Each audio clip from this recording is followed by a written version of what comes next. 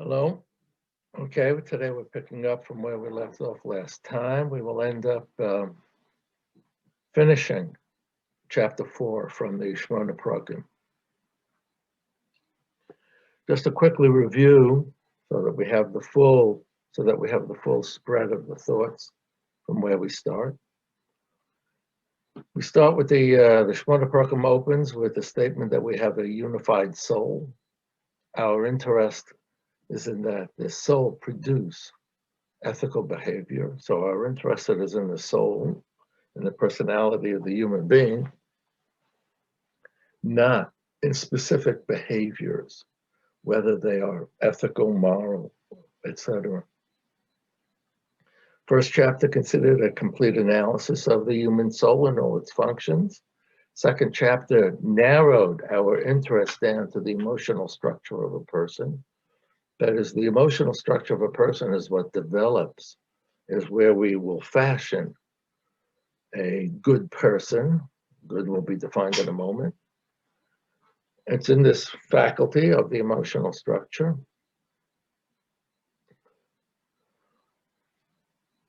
And the key will be two things.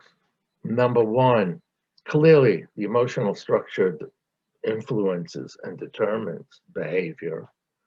But the game is going to run the other way. The repeated behavior, habit, affects the emotional structure of a person. If a person is always acting in a particular way, the emotions will then pick it up and then propel that behavior, do its part to propel that behavior. So the good person is a person who has a personality, an emotional structure that can be relied upon to always do the good and proper thing. That's chapter 3.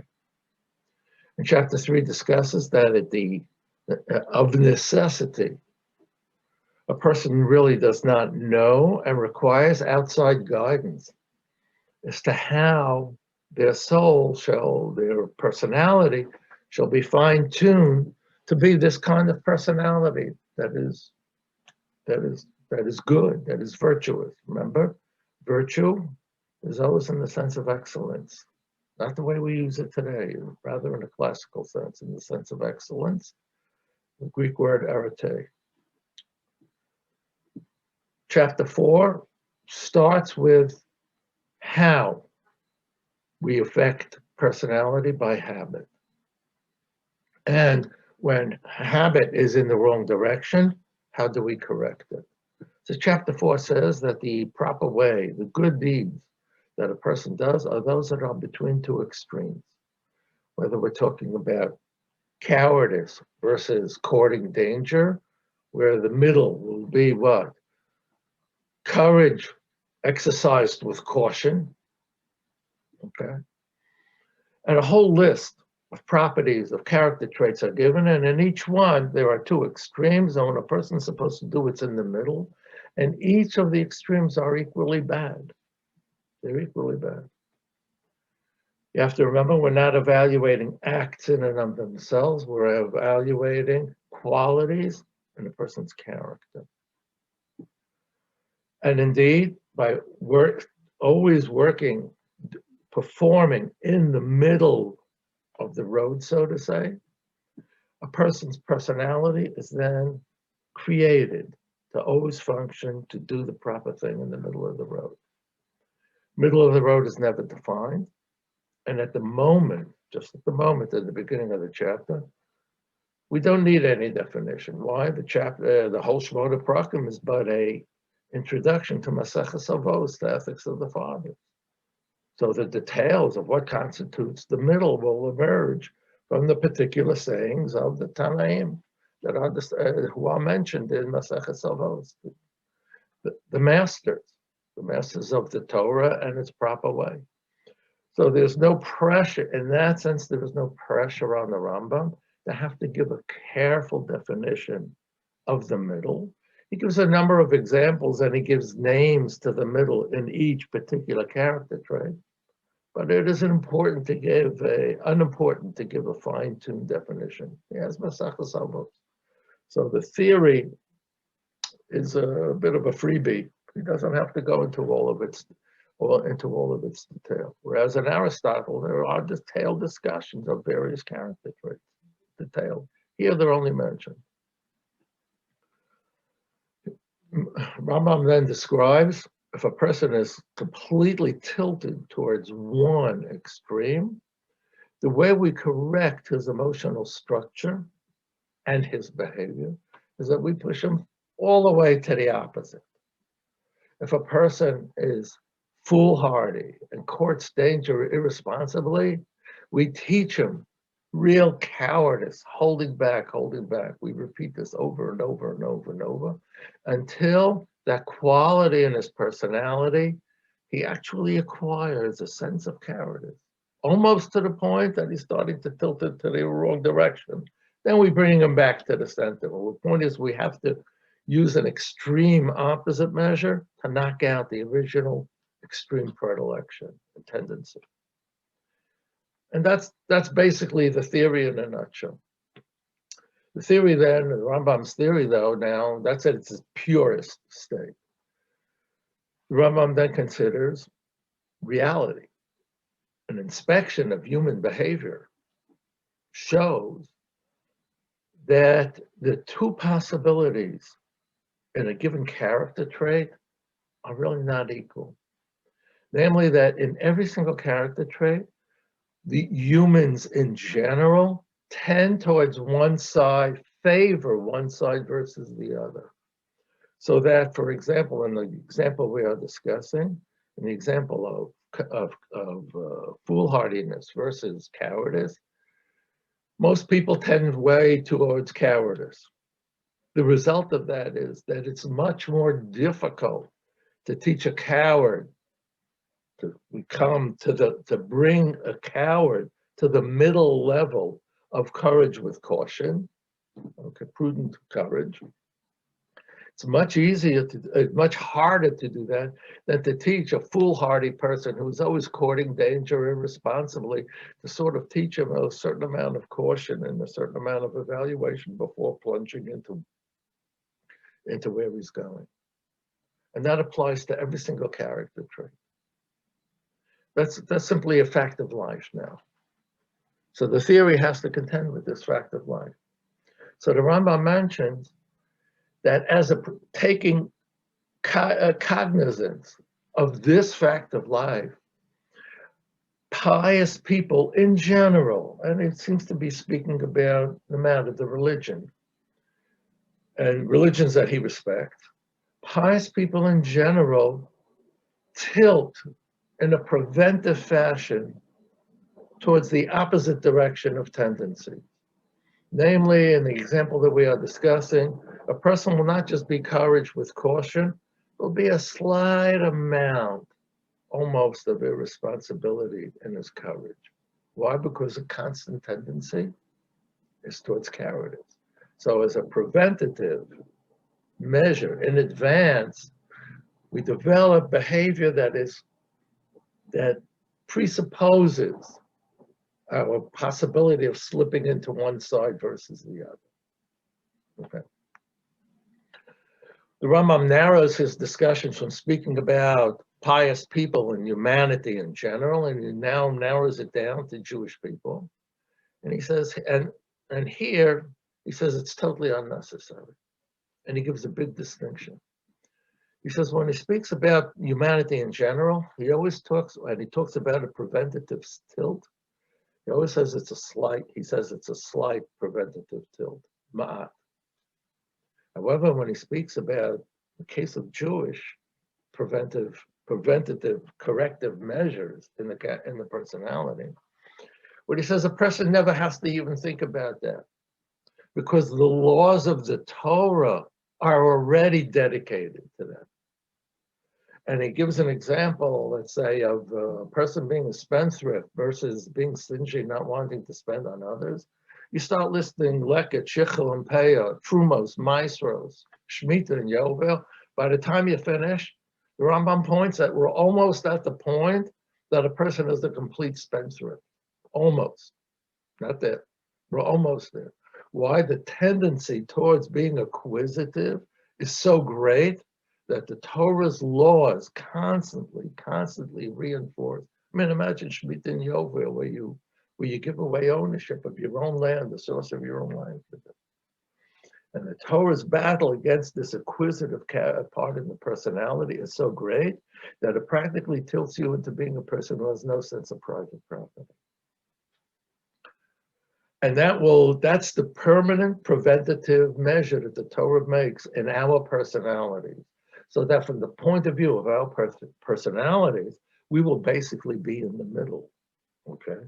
But by living according to the laws of the Torah, we're constantly correcting a potential to tilt, to being stingy and not sharing our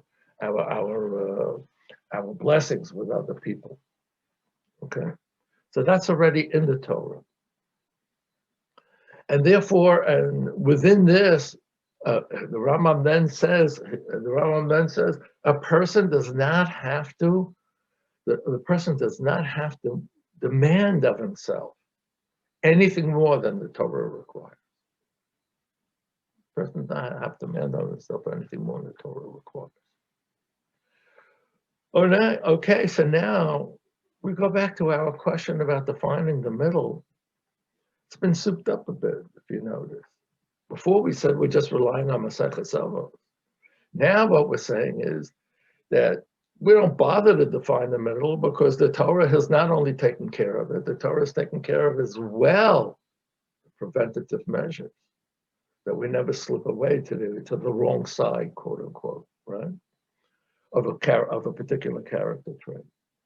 So now, this issue of not having to define the middle is now not just a convenience in Maseches Avos, it's integral to the theory. Okay, there are three qualifications to the theory, as we mentioned last time. One is in the Rambam's commentary to Maseches Avos, I think it's in chapter 4, where he says that when it's a question of arrogance versus almost self-abasement, there you tilt away from arrogance to the far side completely. So and that's Rabbi Levitas Omer, ma'od have shval ruach. Doesn't say be shval ruach. Doesn't say one ma'od, he says two. And the Rambam takes from that, and he points to the fact that even though the theory requires the middle, nonetheless, this particular case of this particular character trait requires going to the opposite extreme completely. Not like the theory says. In Hilchos Deos, it goes back to this theme of going to the far extreme with regard to arrogance. And he also goes far to the extreme with regard to chaos, to anger, going to the other direction completely.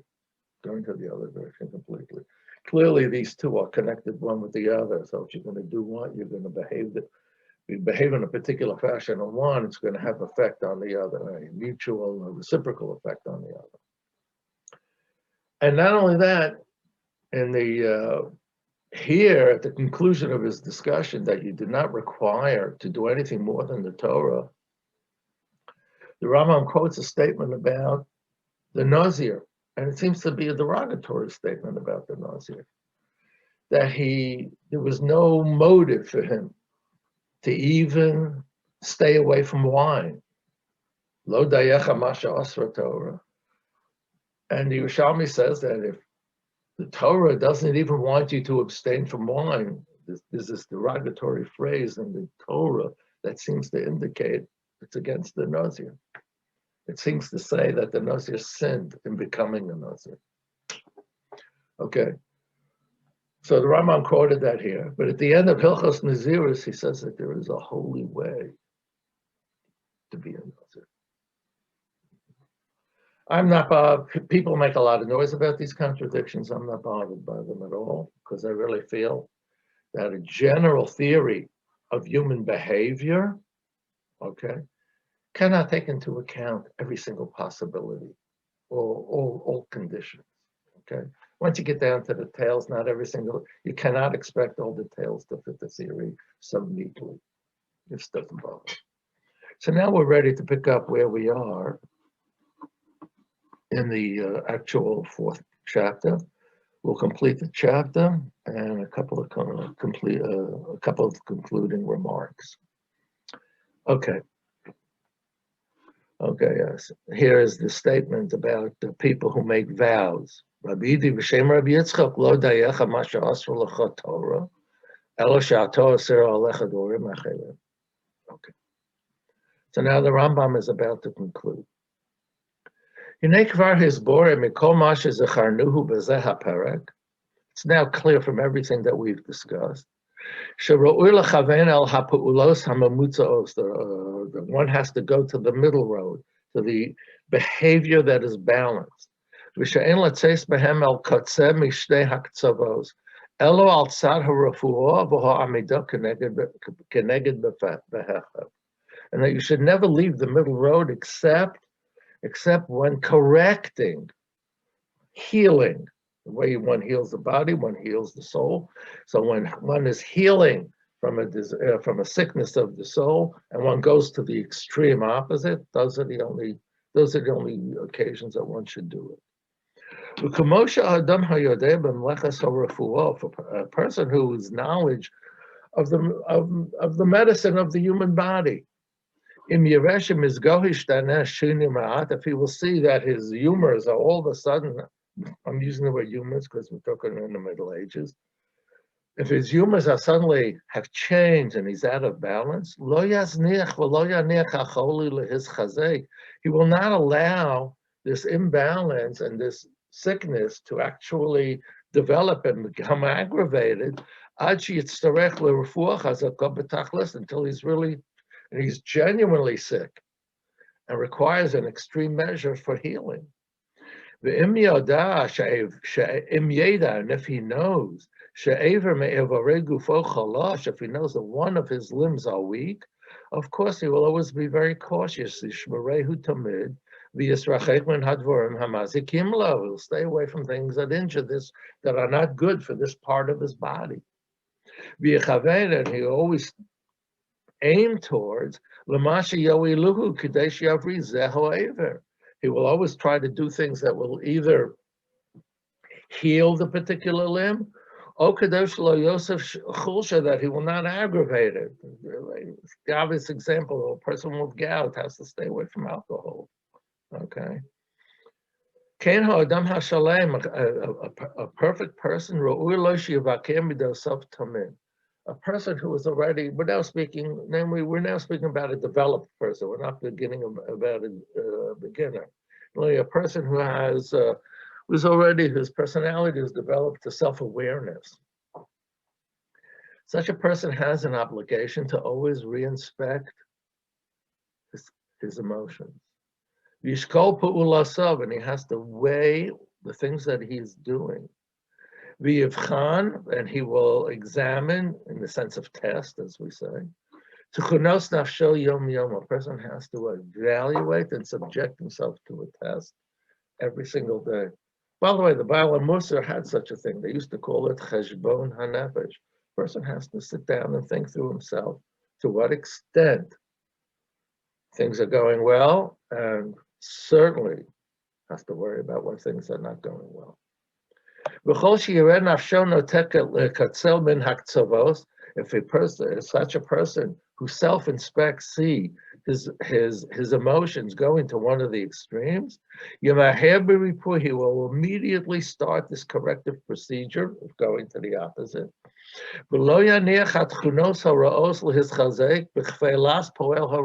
He will not let this emotional tendency become reinforced by behavior in the wrong direction.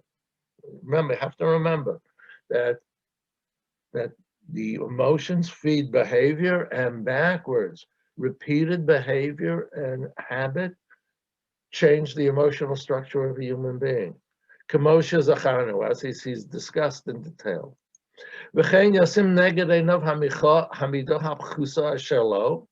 A person who sees that he has a really fault in his character, it's really part of him regularly. Before he said something is happening that he seems to be slipping. But now we're talking about a person who has a constant tendency. Yishtadel rafot tabid. He has to really work on it to consistently and not let it go. Kamoshe Igdanu. Ho'il v'yev shar la'adam b'li chesunos. Rambam says, who you're kidding yourself. Everybody has born with tendencies in certain directions, and nobody was without such habits, without habits that need correction. The Rambam earlier mentioned that such habits very often, even though being a young person, families, community, and society educate you properly, they also reinforce a lot of bad habits as well.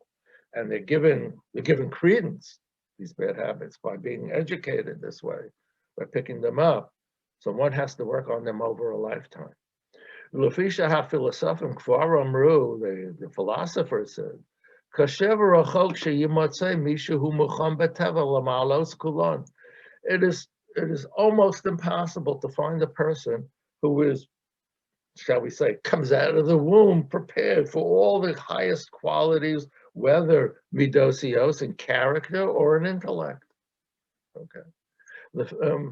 Amidos HaSichlios. However, Sifrei HaNeviim nimtzah zeh bahem harbe. This we find in our own Chachamim, in our own Nevi'im, we find this in many places. Amar, it says this is Eliphaz in Eov, one of his interlocutors. He had a dream that God does not believe in his most loyal servants. And the conclusion is, he can't even rely on his angels. And again, later on, I think this is Eliphaz. Not sure, I think so. How could a person be just, be acquitted when arguing with God? What merit does a person born of woman have? Shlomo Amar B'Stam. Shlomo just simply said it, didn't say it rhetorically. He just said it as a plain fact. There's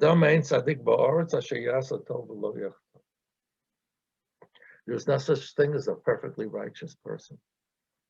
And now the Rambam is going to give an example, a rather striking one to say the least. And you know, you the reader, the master of the ancients and the laters, and those who come later, the first and the later. Moshe Rabbeinu, Kvar Amar Lo Yisrael, the story of Memorigo, God said to him, Yan Lo Hamantam Bi. Lo Hamantam, you usually translate, you didn't believe in me. I don't think belief is the issue here.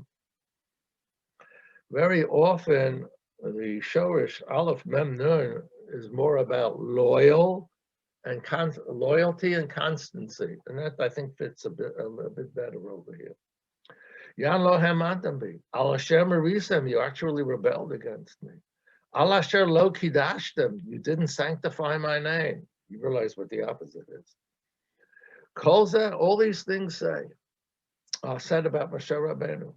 V'cheto alav hashalom, so the Rambam says, what did he actually do wrong? That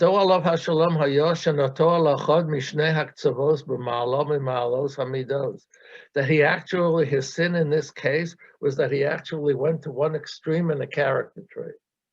He has savlunus, he lost his patience. Kasher notol hakas, that he tended toward anger. But amro shimu no hamorim, namely by referring to the Jewish people as rebellious, it means that what? He was overly angry with them.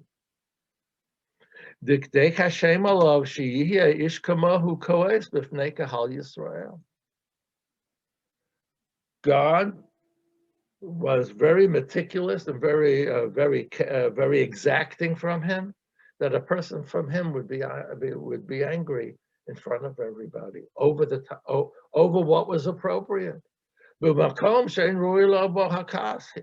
The Ron Shalom did not consider that anger was appropriate in this case. And this kind of behavior with this kind of person, namely Moshe Rabbeinu, Of course, the stakes in every drop of behavior become more and more exacting. Hu chilul Hashem. All right, it's a desecration in the name. Every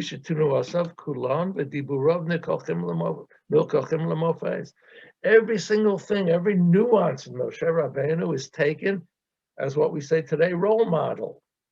And people look forward to imitating and learning from Moshe Rabbeinu lahatzlachas, to success, ha'olam hazeh ha'olam haba. How could he show anger? And this is an evil trait. And it can only come it can only come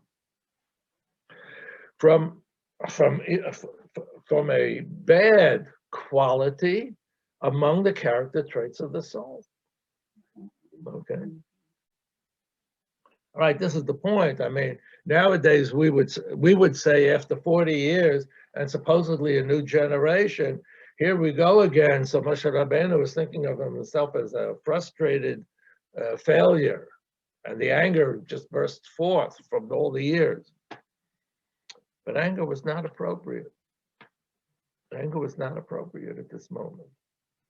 Okay. And in context that it's Moshe Rabbeinu and everybody else, the wrong message will be given. Okay. And it comes from a certain place in the soul that is unhealthy. Okay. You can be sure I would never say a thing like this. I always read that section about Mei Mariva, and I say that the Torah just said he did something wrong, and the Torah B'dafka hid it. Okay, but every single commentator is always looking for hints as to what went on. So here the Rambam says that what happened was that there was a flaw that all of a sudden burst out from Moshe Rabbeinu, and it was inappropriate. Now God accused Moshe Rabbeinu of rebellion against God. All right, so it doesn't literally mean rebellion in the usual sense that you rebelled against my word, because we don't think of rebellion in general, but what does it mean that you rebelled against my word or you went against my word? Harehu commotion of war. This is how I will explain. Moshe Rabbeinu was not talking with Amcha, right? He wasn't talking with plain people. Below in Misha ein lahem malad, and he was not speaking with people that were of no consequence. Elohim anoshim, but with people shehaktanosha benashehem, that the lowest of their wives, Haisa kamo Yechezkel bambuzi, kamo shezachlu chachamim, that the lowest, remember, in the Rambam's world, the women were the least developed, and now he's saying the lowest of them saw more in the Dor HaMidbar, saw more than Yechezkel bambuzi. What's that statement in the Chachamim? The Chachamim says, Zeh Eli v'anvehu. The Zeh is so specific that they saw God. So the Gemara says, Ro'ah saw Shivcho al Hayam, a maidservant at the Red Sea, at the miracle of the Red Sea. She saw Mashala Ra Yechezkel bambuzi. Yechezkel bambuzi, the beginning of Yechezkel, the first chapter, has the most explicit description of the glory of God, as it appears, so much so that there's even an attempt at a bodily description. The vision was so vivid. Gemara says the most lowly woman already, the lowest person on the social intellectual strata, saw more than Yechezkel. Okay. All right, you can't take that statement so literally, because you have to remember this incident takes place. Not the statement, the application of the Rambam. It takes place, the incident of Mei Mariva takes place in the 40th year of Moshe Rabbeinu. of the 40th year in the desert. Okay, but everybody who left Egypt who was 20 years old or older is gone by now. So the only people that this can be applied to were people who were underdeveloped, children or whatever, people less than 20. So to think of everybody as literally having been at the Red Sea when the miracle took place, it's a rhetorical exaggeration. Okay. So at any rate, the Rambam is saying these are people of quality. Anything that Moshe Rabbeinu is going to do, say they're going to examine it carefully. When they saw Moshe Rabbeinu become angry,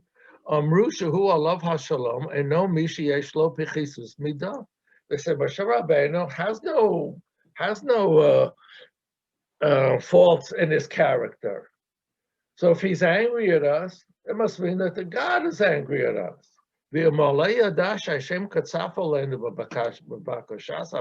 we complained we want water, it must mean he knows that God is angry with us.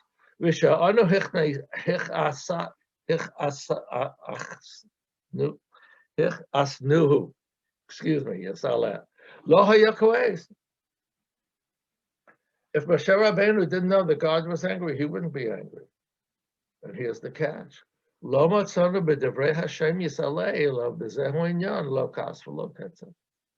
God is angry, he usually lets us know about it. And in this particular story, God has showed no anger to the request for water, that they were out of water.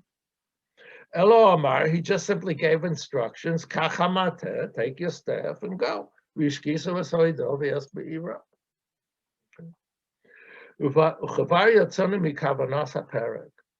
right, we've gone away on a tangent, so to say, so we'll go back in a moment. But it was worth it. We unraveled one of the difficulties in Torah, that an awful lot of people have had what to say about it. And there's much to ask about it. Okay. And now we've made it clear what happened. Evaluate what we have said, evaluate it against El Masha Ne'amar, versus whatever other people have said about it. The Hoemes Torah Darka, the truth will show its way. The Rambam was quite confident that he hit the nail on the head, as we say. Okay. And now he goes back to the conclusion of the chapter, of the whole discussion. Remember,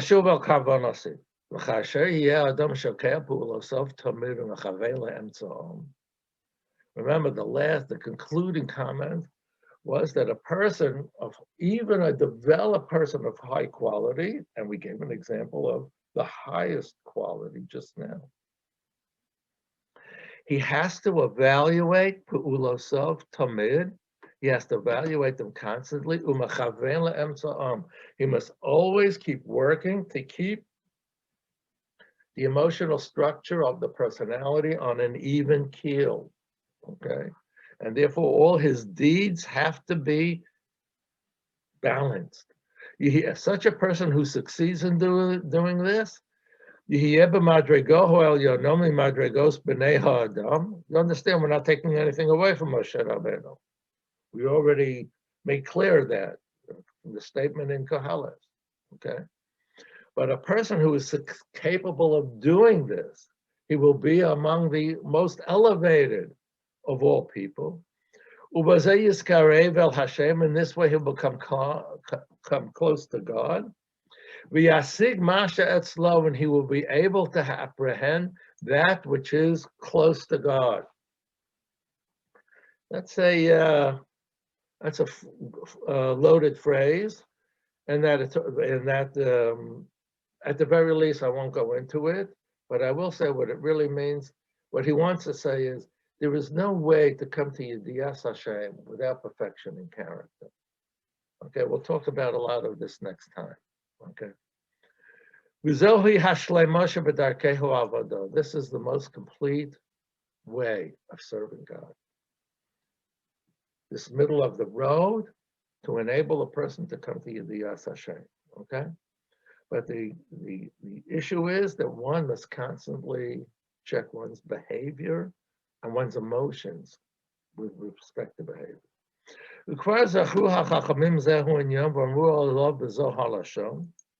Chachamim have said, and this is the quote, Kol Hashem, Hashem who evaluates, or Chosov, who evaluates his ways,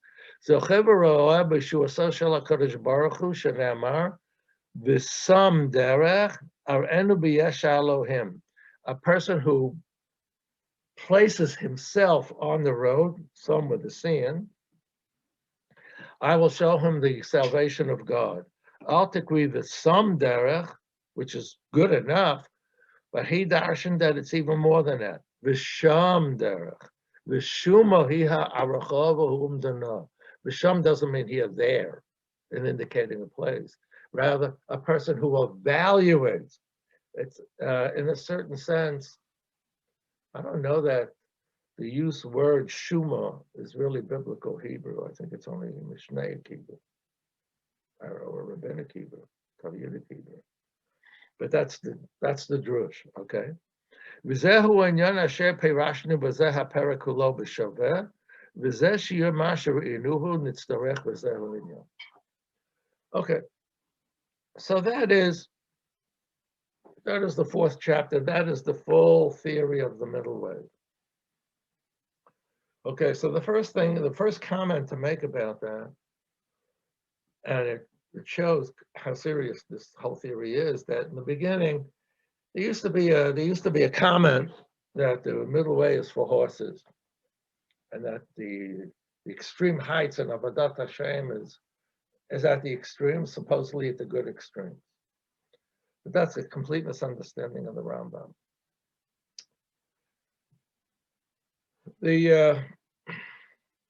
If you look carefully here, you see a highly developmental structure, almost in linear fashion, throughout this whole discussion of the middle road. It really starts in chapter 3, where we're told that the good personality is one that always does the right thing. And you always have to remember that that what we're interested in is in the person that produces, not in detailed analyses of the actions. That's number one. Number two, how to achieve this through habit and constant repetition requires the guidance of a person, of an exterior guidance. And from there we went to the middle road, a correction in the middle road, and the Torah providing the ultimate correction in the middle road. Okay? At the end of the chapter, we're talking about a developed person who self-evaluates. What's going on here? I always see it, I don't know if it's the literal interpretation of literally every word in the chapter, but what I see it is the development of a human being over a lifetime. At the very beginning, the human being has and knows nothing and is raised, everything that comes, it comes from outside. The human being is raised by a family, right? A community, a society. All the values are instilled in this young person. And that's the external guidance that a person gets, okay? The specific external guidance that the Rambam is talking about is when there's a problem. But basically, a person is educated finds out everything from other people. When we start talking about the middle road, and this is what a person should always do, we're talking now a person who is now already a bit on their own, somebody who's on their own. And they're now self-sufficient. And they now have to keep constantly seeking out what's the proper way, how to self-improve. I mean, after all, society favors certain tendencies to an extreme, okay? There's no question that in every culture, certain qualities, and certain cultures honor, how long is it that honor, personal honor, and defending of honor has been an integral part of society to till only recently. And even recently, it's not so. How many times do we hear of stories in certain societies where somebody defiled themselves and for family honor, they have to go kill the person? The family kills the person to defend its own honor, not the person who defiled the one in the family. Sometimes they do that too. That's recent. American history, the most famous duel of all, Hamilton and Aaron Burr. Okay, honor. It's an extreme. It's an extreme. Okay.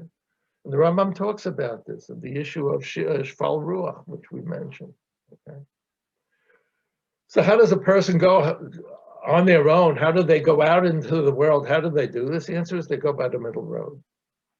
The middle road, constant, always looking to behave in the middle road, in the middle, constantly always looking to behave in the middle road, reinforces proper personality traits. Personality traits. Okay. How does one find the middle road? Well, it turns out, the discussion says, the Torah.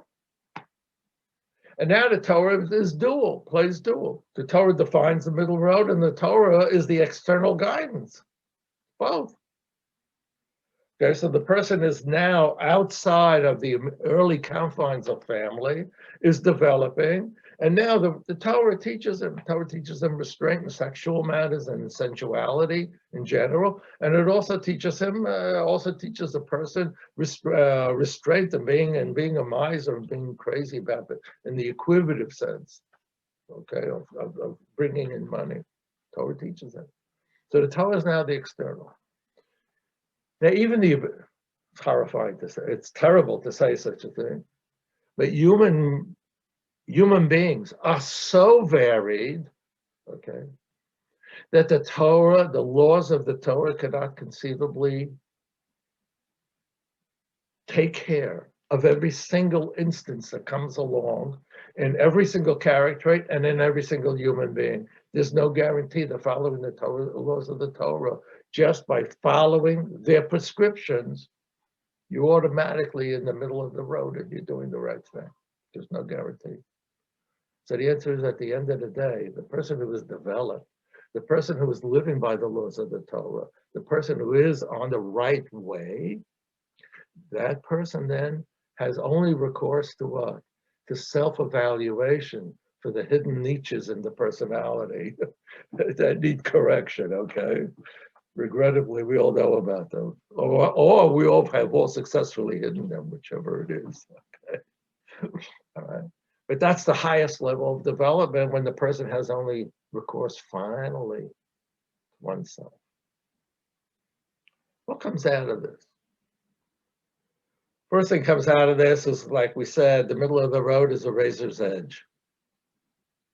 Okay, and there's no greater proof that it's a razor's edge than Moshe Rabbeinu. Okay, the most perfect of all human beings, and the cows got him once. That's it. Okay, that's the first thing we take out of it. Second thing we take out of it, as behavior in the middle road, is not that these are the good deeds in the sense that we evaluate them as morally always the good deeds. No, they are not. They are not the ends. They are means to an end. Remember that they are means to an end. If they were good in and of themselves, you couldn't have a Torah pulling you to some extreme in their personality. That would be impossible. So they are only a means to an end. And what's the means to the end? How do you summarize it? We want a personality that always does the right thing, that we can rely upon to do always the right thing. What the middle road does is it ultimately creates an unencumbered personality, a personality that is not ruled by passion. Such a personality when confronted with whatever comes their way, knows how to evaluate the reality in front of them, evaluate what can be done to correct, what are the possibilities of correct behavior, which ones can be done, and what are the consequences of what can be done. To go through that process very often in an instant requires a personality whose emotions do not possess a person, but rather the constant training in ordinary circumstances of the middle of the road, of constantly fighting with the extremes in the personality, that then a person is free to then do the right thing. The person who is the prisoner of one's passions is indeed a prisoner. And that's the role of the middle of the road, to free oneself from the passions. Then the passions that become employed when appropriate. When it's appropriate to show anger, maybe even be angry, yeah, of course. As the Rambam said, Hilchos Deis, he's angry when the anger is appropriate, and when it's not, he's not. Okay. Only that kind of person, only the kind of person who has trained themselves over a whole lifetime, okay, comes to a point where they're no longer the prisoner of the passions, and they are the unencumbered personality. Only that person then can be relied upon to always do the right thing. Only that kind of person, to go a little further than the subject of the chapter, only that kind of person is fit for public leadership. Okay.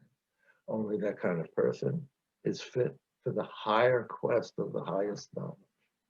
But that we pick up next time. Okay, let's stop with this, and I'll say one word about Shavuos.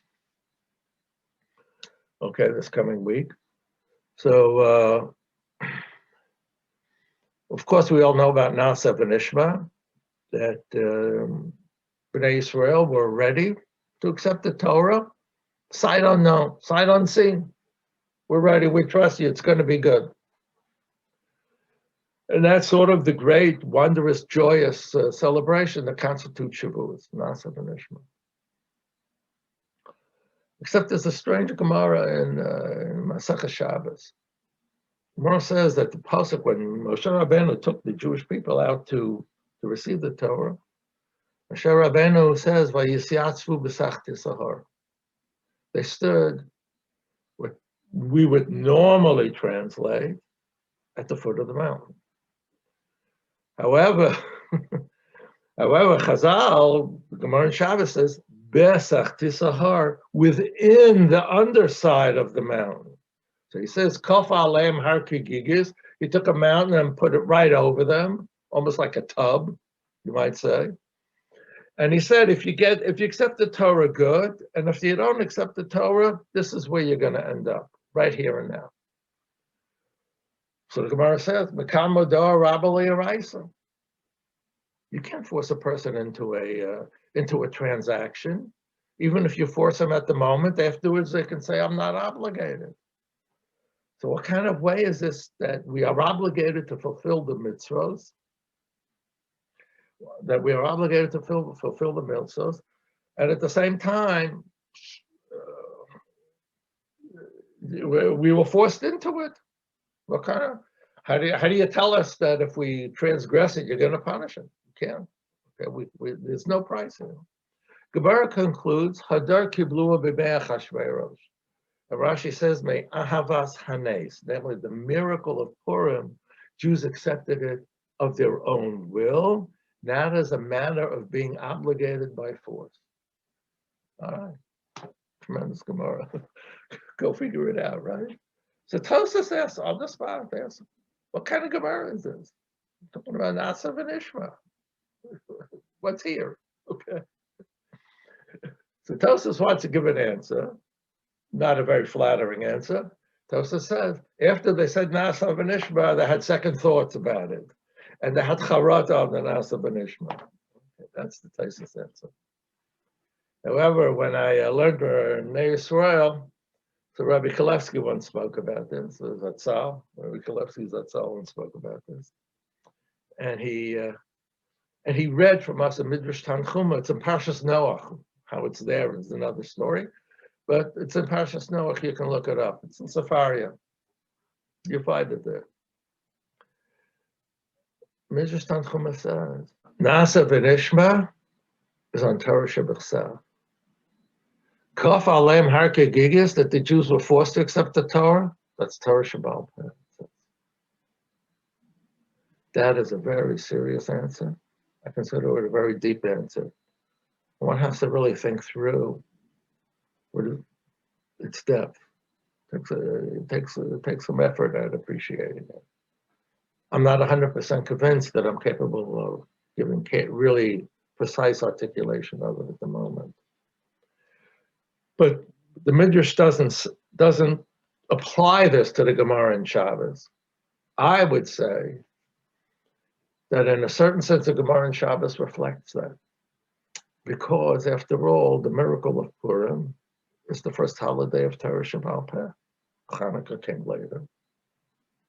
The miracle of Purim is there's no obvious miracle, and it requires our seeing a miracle in nothing more than a palace intrigue. Okay, well, that's processing Torah Shabbat Peh. That's a Torah Shabbat Peh process. So in one sense, I find that answer in the Tanchuma not only being profound in its own right, I find that in some sense also explaining the end of the Gemara. And that's very, that's good in and of itself. Okay, so Chag Sameach, for sure, number one. Okay, and we pick up chapter 5 next time. The plan is we finish chapter 5, and with that I'm going to stop because this linear, what I've been describing as a linear development of a theory ends in chapter 5.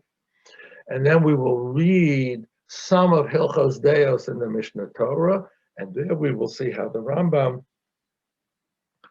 reformulates this stuff in this material in a completely different context. So we'll look for that for next time, okay? All right. Okay, I'm back here again. Last week I had to correct something afterwards. Apparently I'm at it again this week. I really misrepresented the Tosas as far as Nasa v'nishma is concerned. So let me read to you the Tosas. It'll speak for itself without me. Kof aleim har kegigis, v'afa pi shekvar hikdimu na'asel nishma. Our question. They already said Nasa v'nishma, but does he have to force them? Shema yihiyu chozrim keshiyiru ho'esh hagdola sheyatzasa nishmasan. They may have regret when they experience the full revelation at Sinai, the great fire, and they were so terrified that Chazal said that they actually expired and had to be literally revived afterwards. So the experience may have been so terrifying they would have wanted to go back, so to say, on the deal. So that's Tosas' answer. Jen, I really did not give a fair presentation of Tosas. So I wanted to read it from inside to make sure you got it exactly as it is. Okay, so we'll see you. Chag Sameach.